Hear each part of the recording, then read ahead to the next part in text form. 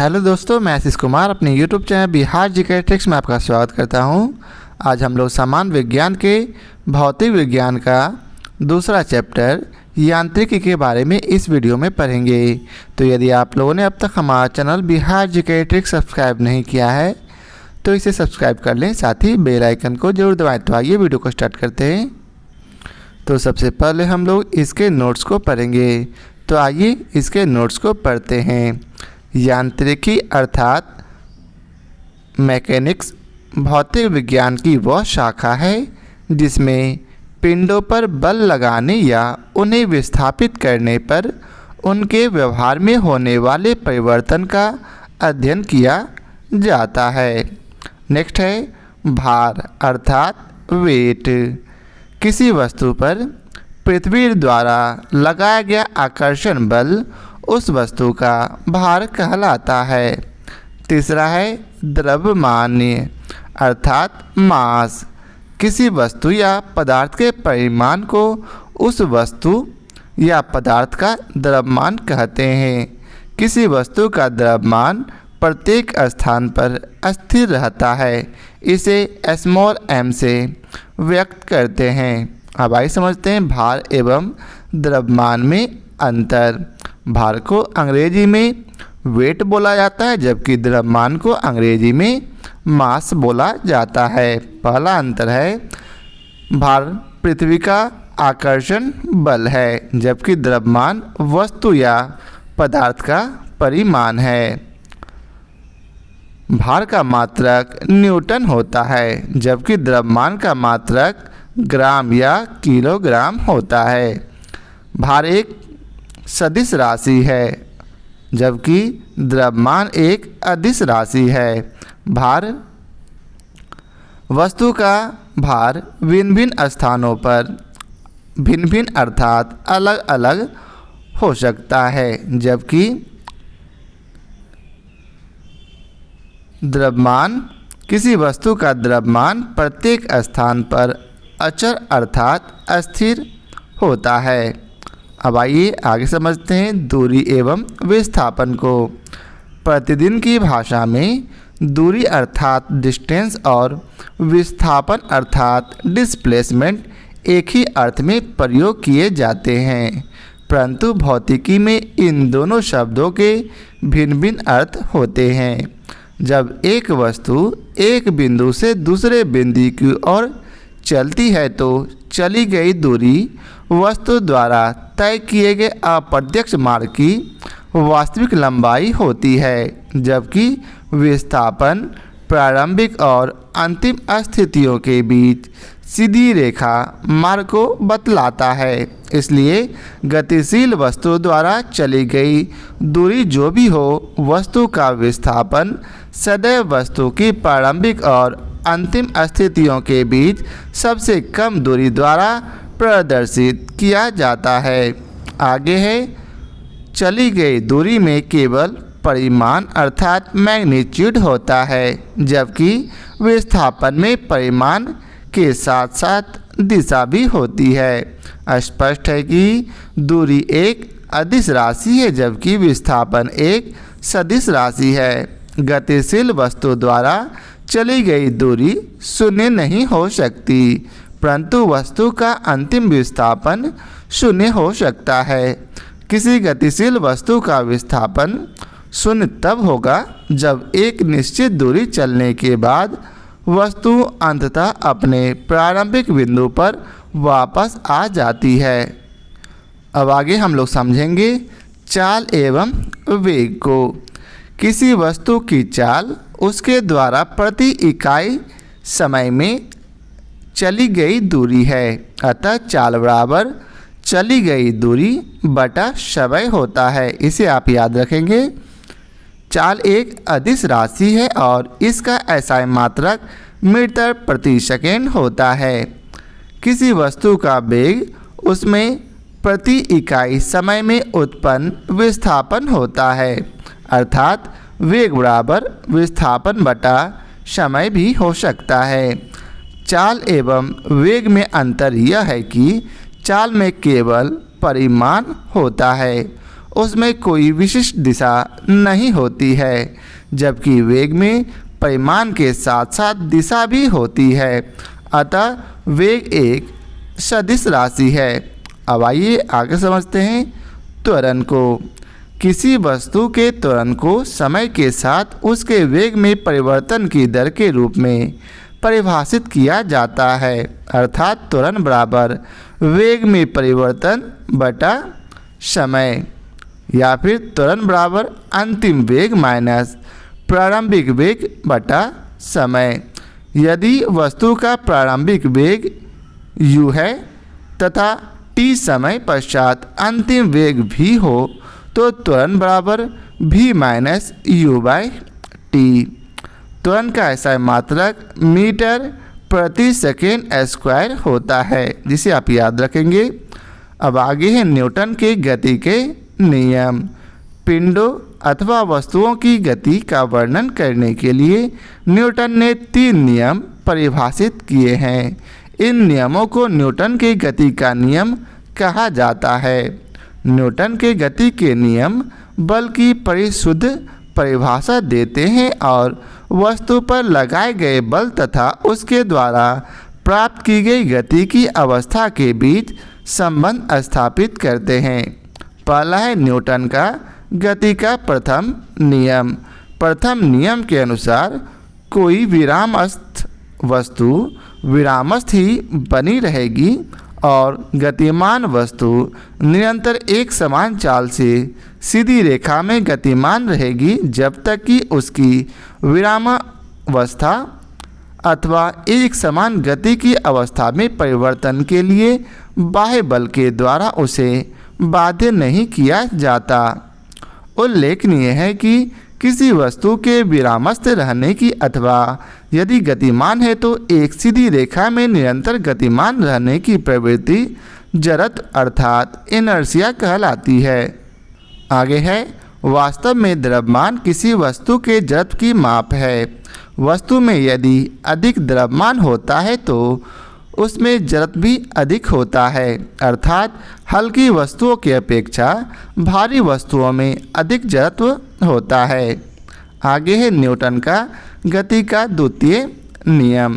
Newton के गति के प्रथम नियम यह स्पष्ट है कि किसी वस्तु पर बाह्य बल लगने से उसकी गति में परिवर्तन होता है। गति में परिवर्तन होने का अर्थ वस्तु में त्वरण के उपस्थित होने से है। अतः किसी वस्तु पर बल लगाने से उसमें त्वरण उत्पन्न होता है। आगे है प्रयोगों द्वारा यह देखा गया है कि किसी वस्तु पर आरोपित बल F उस वस्तु के द्रव्यमान m तथा वस्तु में बल की दिशा में उत्पन्न त्वरण a गुणनफल के बराबर होता है, अर्थात बल बराबर द्रव्यमान गुना त्वरण, जहाँ F का डिनोट है बल को F से डिनोट करते हैं, द्रव्यमान को m से और त्वरण को a से। अतः F = m × a।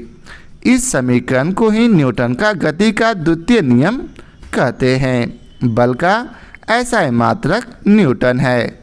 1 न्यूटन वह बल है जो 1 किलोग्राम द्रव्यमान की वस्तु पर लगाए जाने पर उसमें 1 मीटर प्रति सेकेंड स्क्वायर का त्वरण उत्पन्न करता है। न्यूटन का गति का तृतीय नियम। गति के तृतीय नियम के अनुसार जब कभी एक वस्तु किसी दूसरी वस्तु पर बल लगाती है तो दूसरी वस्तु भी पहली वस्तु पर बराबर और विपरीत दिशा में बल लगाती है। पहली वस्तु द्वारा दूसरी वस्तु पर लगाए गए बल को क्रिया कहते हैं और दूसरी वस्तु द्वारा पहली वस्तु पर लगाए गए बल को प्रतिक्रिया कहते हैं। क्रिया एवं प्रतिक्रिया परिमाण में बराबर तथा दिशा में एक दूसरे के विपरीत होती है। अतः न्यूटन के तृतीय नियम को क्रिया प्रतिक्रिया का नियम भी कहते हैं। अब आइए समझते हैं संवेग अर्थात मोमेंटम को।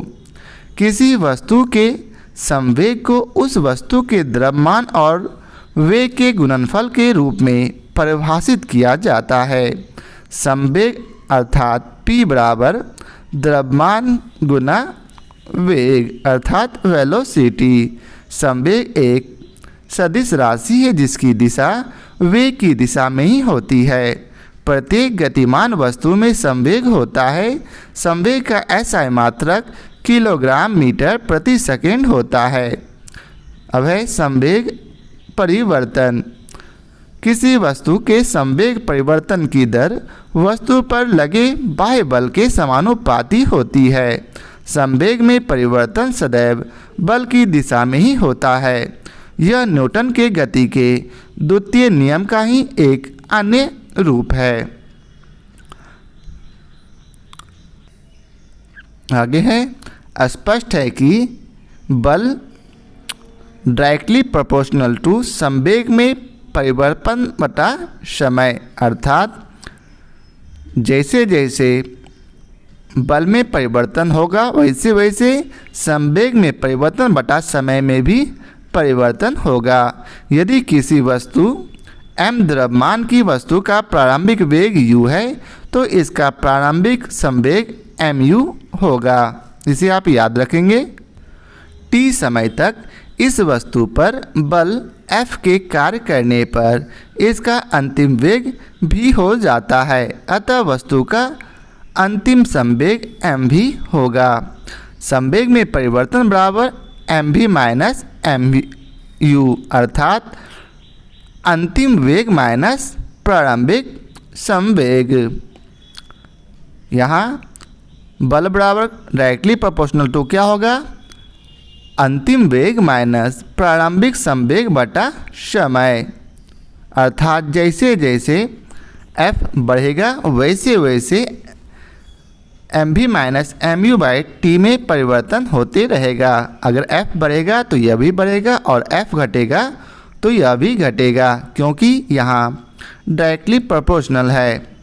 आगे उसी तरह आप देख सकते हैं यहाँ m को कॉमन ले लिया गया है, तो जब m को कॉमन लिया गया तो बचा अंतर v माइनस u, अर्थात v माइनस u को आप जानते हैं क्या कि a से डिनोट करते हैं, अतः f is directly proportional to m, so f is equal to k एक स्थिरांक है, अतः f is equal to k into m ए।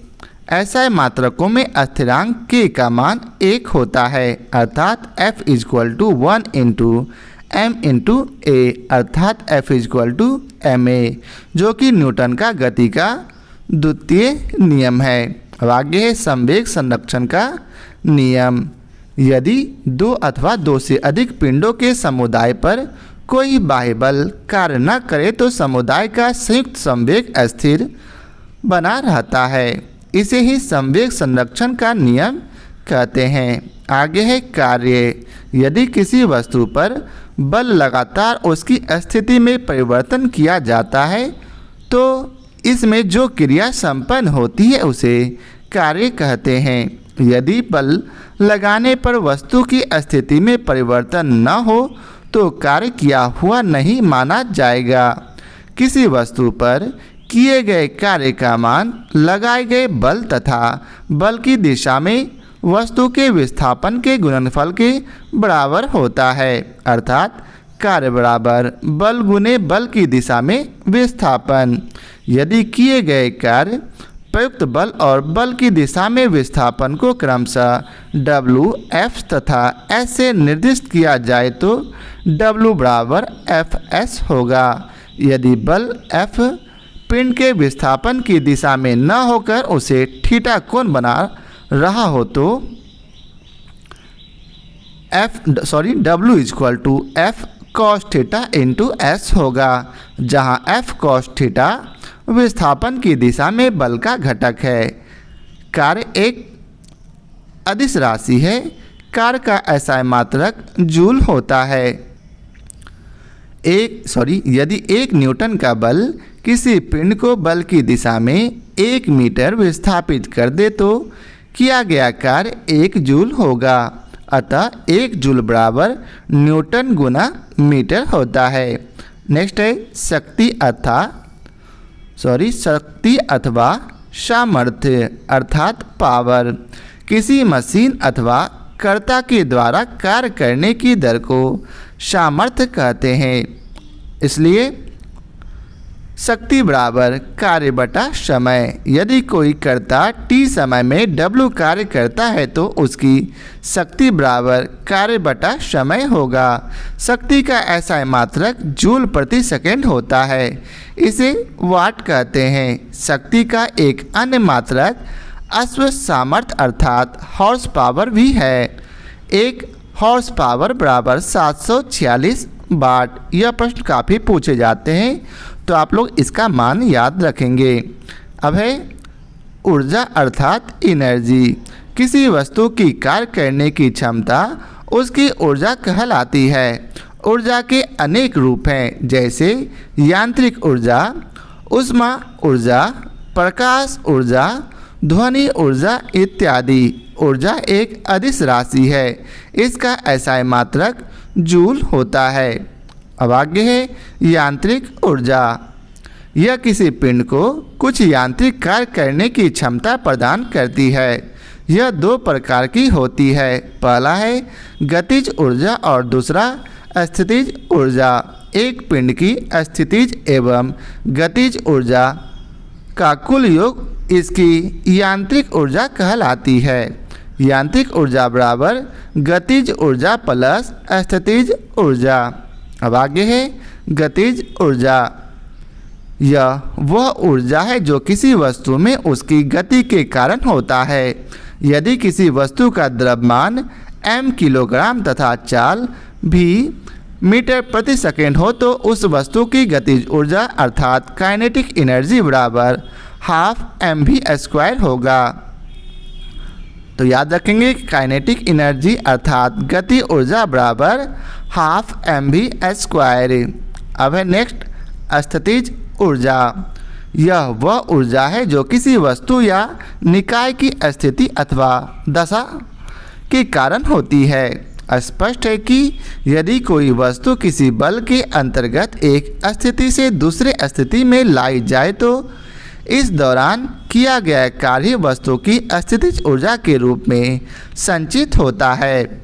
स्थितिज ऊर्जा के कई रूप होते हैं, जैसे प्रत्यास्थ स्थितिज ऊर्जा, गुरुत्वीय स्थितिज ऊर्जा, वैद्युत स्थितिज ऊर्जा इत्यादि। किसी वस्तु की स्थितिज ऊर्जा अर्थात पोटेंशियल एनर्जी बराबर mgh होता है। तो याद रखेंगे कि स्थितिज ऊर्जा बराबर mgh और गतिज ऊर्जा बराबर हाफ mv²। जहाँ m बराबर द्रव्यमान, g बराबर गुरुत्वीय त्वरण और h बराबर ऊंचाई होता है। तो अब है इसके प्रश्न कोश। तो आइए चलते हैं अब इसके प्रश्न कोश को देखते हैं। पहला प्रश्न है न्यूटन के गति का पहला नियम जाना जाता है, तो इसका उत्तर है जड़ता का नियम। न्यूटन के गति के प्रथम नियम को जड़त्व का नियम भी कहा जाता है। इसके अनुसार प्रत्येक पिंड तब तक अपनी विराम अवस्था अथवा सरल रेखा में एक समान गति की अवस्था में रहता है जब तक कोई बाह्य बल उसे अन्यथा व्यवहार करने के लिए विवश नहीं करता है। अब अगला प्रश्न है साधारण यंत्र किसी व्यक्ति की सहायता करता है तो कम बल का प्रयोग करके भी उतनी ही मात्रा में काम करने में। साधारण यंत्र किसी व्यक्ति द्वारा कम बल प्रयोग करके भी उतनी ही मात्रा में काम करने में सहायता करते हैं। अब आगे है एक व्यक्ति एक संवेदनशील तराजू पर खड़ा है। यदि वह गहरी सांस अंदर लेता है तो तराजू की रीडिंग क्या होगी? तो वह बढ़ जाएगी। व्यक्ति की गहरी सांस लेने में तराजू की रीडिंग बढ़ेगी, अर्थात तराजू द्वारा व्यक्ति का वजन अधिक दर्शाया जाएगा। 1 लीटर वायु 1.225 ग्राम वजनी होती है, अतः 1 लीटर वायु अंदर खींचने पर व्यक्ति का वजन 1.225 ग्राम बढ़ जाएगा। हालांकि व्यक्ति के घनत्व में कमी दर्ज होगी। अब अगला प्रश्न है वॉशिंग मशीन का कार्य सिद्धांत है, तो यह अपकेंद्रन द्वारा कार्य करता है। वह प्रतिक्रिया बल जो परिमाण में अभिकेंद्रीय बल के बराबर होता है, परंतु जिसकी दिशा अभिकेंद्रीय बल के विपरीत अर्थात केंद्र से बाहर की ओर होती है, अपकेंद्रीय बल कहलाता है।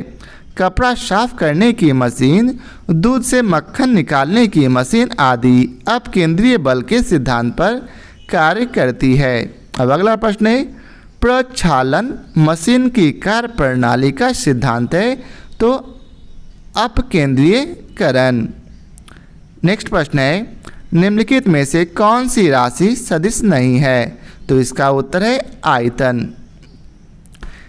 वे राशियां जिनको व्यक्त करने के लिए दिशा एवं परिमाण दोनों की आवश्यकता होती है, सदिश राशियां कहलाती है। जिन राशियों को व्यक्त करने के लिए केवल परिमाण की आवश्यकता होती है, दिशा की नहीं, उन्हें अदिश राशियां कहते हैं। अतः बल, वेग, विस्थापन, त्वरण, संवेग, आवेग आदि सदिश राशियां हैं, जबकि आयतन अदिश राशि है। अब अगला प्रश्न है, निम्नलिखित में से कौन सी एक सदिश राशि है, तो इसका उत्तर है संवेग। नेक्स्ट है, निम्नलिखित में से कौन सी सदिश राशि है, तो इसका उत्तर है विस्थापन। अगला प्रश्न है, पदार्थ के संवेग अर्थात मोमेंटम और वेग के अनुपात में कौन सी भौतिक राशि प्राप्त की जाती है, तो इसका उत्तर है द्रव्यमान। किसी वस्तु के द्रव्यमान तथा वेग के गुणनफल को वस्तु का संवेग कहते हैं, अर्थात संवेग बराबर द्रव्यमान गुना वेग, इसलिए द्रव्यमान बराबर संवेग बटा वेग। नेक्स्ट प्रश्न है, बल गुणनफल है किसका, तो द्रव्यमान और त्वरण का। बल वह धक्का या खिंचाव है जो एक वस्तु द्वारा दूसरी वस्तु पर आरोपित किया जाता है, अर्थात बल बराबर द्रव्यमान गुने त्वरण। अब अगला प्रश्न है, यदि किसी घन के आयतन और पृष्ठ क्षेत्रफल को निरूपित करने वाली संख्याएं समान हो, तो उस घन के किनारे की लंबाई माप की इकाई में होगी, तो इसका उत्तर है 6। घन का आयतन आप लोग जानते हैं कि क्या होता है, तो भुजा क्यू, और घन का पृष्ठीय क्षेत्रफल 6 × भुजा स्क्वायर होता है। प्रश्नानुसार दोनों आपस में समान हैं, इसलिए भुजा क्यूब बराबर 6 × भुजा स्क्वायर। जब आप यहाँ L का मान 6 रखेंगे तो आप दोनों बराबर हो जाएगा, अतः इसका मान 6 होगा। अब अगला प्रश्न है, ऊर्जा संरक्षण का आशय है कि, तो इसका उत्तर है ऊर्जा का न तो सृजन हो सकता है और न ही विनाश। ऊर्जा संरक्षण के मूल सिद्धांत के अनुसार ऊर्जा का न तो सृजन हो सकता है और न ही ऊर्जा का विनाश हो सकता है। अगला प्रश्न है, हवाओं की ऊर्जा होती है, तो इसका उत्तर है केवल गतिज। बहती हुई हवा में केवल गतिज ऊर्जा होती है। हवाओं की गतिज ऊर्जा को ऊर्जा के अन्य रूपों जैसे विद्युत या यांत्रिक ऊर्जा में परिवर्तित किया जा सकता है।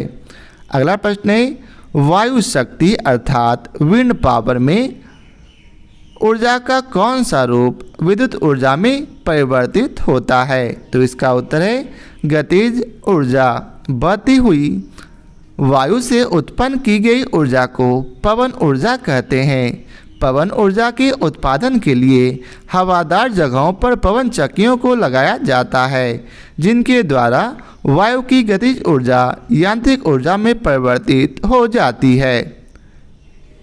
इस यांत्रिक ऊर्जा को जनित्र की मदद से विद्युत ऊर्जा में परिवर्तित किया जा सकता है।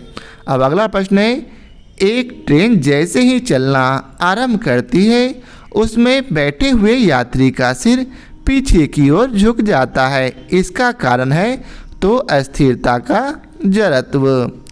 यदि ट्रेन के एकाएक चल देने से पीछे की ओर गिर जाते हैं, इसका कारण यह है कि यात्री के शरीर का निचला हिस्सा जो गाड़ी के संपर्क में है, यह हिस्सा गाड़ी के साथ साथ चलने लगता है, परंतु ऊपरी हिस्सा अस्थिरता के जड़त्व के कारण विरामावस्था में ही बने रहने का प्रयत्न करता है। फलस्वरूप यात्री के शरीर का ऊपरी हिस्सा पीछे की ओर झुक जाता है। अब अगला प्रश्न है कथन एक पूर्णतः घर्षणहीन पृष्ठ पर खड़ा एक व्यक्ति सीटी बजाने से अपने को गति में ला सकता है। वही कारण आर है, यदि किसी तंत्र पर कोई बाह्य बल क्रियाशील नहीं है तो इसका संवेग h परिवर्तित नहीं हो सकता। तो इसका सही उत्तर है बी, अर्थात ए और आर दोनों सही हैं और आर ए का सही स्पष्टीकरण है। घर्षणहीन पृष्ठ पर कोई भी व्यक्ति गति नहीं कर सकता क्योंकि किसी भी प्रकार की गति के लिए घर्षण आवश्यक है। हालांकि पूर्णतः घर्षण रहित सतह पर कोई व्यक्ति सीटी बजाकर अपने को गति में ला सकता है। सीटी बजाने के लिए व्यक्ति एक दिशा में हवा छोड़ेगा जिसके परिणाम स्वरूप विपरीत दिशा में वह गति करने लगेगा। कारण आर में संवेग संरक्षण के सिद्धांत का उल्लेख है जो कि पूर्णतः सत्य है। अब अगला प्रश्न है, सड़क पर चलने की अपेक्षा बर्फ पर चलना कठिन है क्योंकि? तो इसका उत्तर है डी, अर्थात बर्फ में सड़क की अपेक्षा घर्षण कम होता है। सड़क पर चलने में हमें आसानी होती है क्योंकि पृथ्वी पर उसकी सतह खुरदरी होने के कारण घर्षण बल उत्पन्न होता है। उसकी सतह खुरदरी होने के कारण ही हम उस पर पैर टिकाकर पृथ्वी के पीछे ढकेलते हैं और न्यूटन के तृतीय नियम के अनुसार हम आगे बढ़ जाते हैं। इसके विपरीत बर्फ में सड़क की अपेक्षा घर्षण कम होने के कारण उस पर चलना सड़क पर चलने की तुलना में कठिन होता है। अब अगला प्रश्न है, निम्न कथन पर तथा उससे निकाले गए निष्कर्ष पर विचार कीजिए तथा बताएं कि कौन सा निष्कर्ष सही है। कथन है, भरी हुई गाड़ी को चलाने में उसे चलायमान रखने के लिए आवश्यक ताकत से अपेक्षाकृत अधिक ताकत से धक्का देना पड़ता है। तो इसका सही उत्तर है निष्कर्ष, एक बार गाड़ी चल पड़ने के बाद घर्षण कम होता है। भरी हुई गाड़ी के चलाने में उसे चलायमान रखने के लिए आवश्यक बल से अपेक्षाकृत अधिक बल लगाना पड़ता है क्योंकि एक बार गाड़ी चल देने के बाद घर्षण कम होता है। आगे है, एक मनुष्य स्थिर नाव से 5 मीटर प्रति सेकंड की चाल से कूदा और नाव 0.5 मीटर प्रति सेकंड की चाल से खिसकी। बताए कि नाव का द्रव्यमान मनुष्य के द्रव्यमान का कितना गुना है। तो इसका उत्तर है 10 गुना। माना व्यक्ति का द्रव्यमान m तथा नाव का द्रव्यमान n है। नाव प्लस व्यक्ति का कूदने के पूर्व संवेग 0 था। व्यक्ति के कूदने के उपरांत दोनों का संवेग अर्थात m into 5 minus n into 0.5 होगा, जहाँ ये दोनों बराबर किसके हो गए? 0 के, जो कि संवेग संरक्षण के सिद्धांत से होगा। अतः n into 0.5 is equal to m into 5 होगा। अतः n बटा m इजक्वल टू 5 बटा 0.5। ये दशमलव जब ऊपर जाएगा तो 10 से गुना हो जाएगा और फिर बाद में ये 5 कट जाएगा, अतः 10 बचेगा। अब नेक्स्ट प्रश्न है, एक ट्रक, एक कार और एक मोटरसाइकिल की गतिज ऊर्जाएं समान है। यदि समान अवरोधक बल लगाए जाए और वे क्रमशः x, y और z दूरी पर रुके तो इसका उत्तर है तीनों बराबर होगा। अर्थात यदि किसी वस्तुओं की गतिज ऊर्जा समान है और उस पर समान अवरोधक बल लगाए जाए तो समान दूरी पर ही रुकेगी। अतः x, y और z आपस में बराबर होगा। अगला प्रश्न है, दो समान द्रव्यमान की वस्तुओं की गतिज ऊर्जाओं का अनुपात 4:9 है तो उनके वेगों का अनुपात होगा। तो इसका उत्तर है 2/3। प्रश्नानुसार दोनों वस्तुओं का द्रव्यमान समान है, अतः द्रव्यमान बराबर m। माना पहली वस्तु का वेग v1 है और दूसरी वस्तु का वेग v2, अतः पहली वस्तु की गतिज ऊर्जा बराबर हाफ एम वी वन का स्क्वायर। हम लोग जानते हैं कि गतिज ऊर्जा बराबर क्या होता है, k equal to half m v square. चूँकि यहाँ पहली वस्तु का वेग v1 माना गया है, इसलिए v1 स्क्वायर लिखा गया है। वहीं दूसरी वस्तु की गतिज ऊर्जा half m v two square होगा। अतः जब आपस में इन दोनों को भाग देंगे तो होगा k1 बाई k2 बराबर प्रश्नानुसार 4:9 होगा, जो कि आपको प्रश्न में दिया गया है। अतः यहाँ आप देख सकते हैं कि जब इन्हें हम भाग देते हैं तो ये हाफ हाफ कट जाएगा, एम कट जाएगा, बचा क्या, v1 का स्क्वायर बटा v2 का स्क्वायर, और इसका रेशियो आपको 4/9 दिया गया है प्रश्न में। इसलिए हम लोग इसको लिख सकते हैं v1 का स्क्वायर बटा v2 का स्क्वायर इक्वल टू 4/9। जब यह स्क्वायर को हम बराबर को उस साइड ले जाएंगे तो क्या होगा, रूट में हो जाएगा और फिर यह 2/3 हो जाएगा। अब अगला प्रश्न है, एक व्यक्ति कार में जो विराम में बैठा है, सड़क से कार के 4 पहियों में से प्रत्येक पर प्रतिक्रिया आ रहे। जब कार सीधी समतल सड़क पर चलेगी तो अग्र पहियों में प्रत्येक पर प्रतिक्रिया में क्या परिवर्तन आएगा।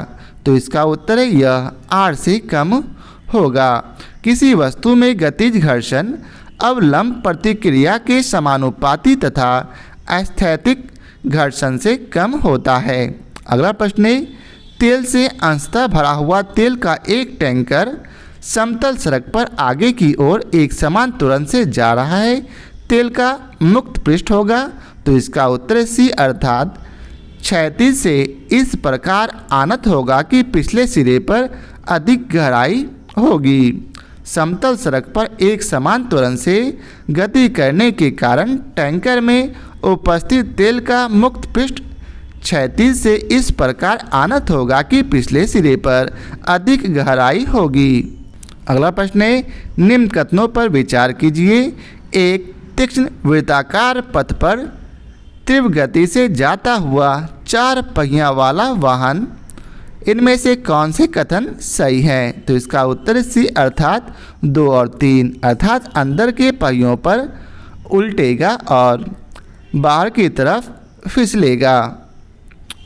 tan theta is directly proportional to v square बटा आर जी, जहाँ थीटा बराबर अविलंब से झुकाव, r बराबर वृत्ताकार पथ की त्रिज्या और v बराबर गाड़ी का वेग होता है। यदि कोई गाड़ी वांछित चाल के सापेक्ष तेज चल रही है तो वह मोड़ पर बाहर की ओर को फिसलने लगती है, परंतु जब घर्षण बल भीतर की ओर लगकर अतिरिक्त अभिकेंद्रीय बल प्रदान कर देता है। अब अगला प्रश्न है, त्वरण ज्ञात करने का सही सूत्र कौन सा है। तो इसका उत्तर है ए अर्थात a equal to v minus u by t. चूँकि v equal to u plus a t या ए टी बराबर v माइनस यू टी होता है, इसलिए a बराबर v minus u by t, जहाँ v बराबर कण का अंतिम वेग, u बराबर कण का प्रारंभिक वेग, a बराबर त्वरण और t बराबर समय होता है। तो यह था आज के वीडियो का आखिरी प्रश्न। आशा करता हूँ आप लोगों को हमारा यह वीडियो पसंद आया हो। यदि आप लोगों को हमारा यह वीडियो पसंद आया हो तो लाइक और शेयर जरूर करें। फिर मिलते हैं नए चैप्टर के साथ। आज के लिए बहुत बहुत धन्यवाद।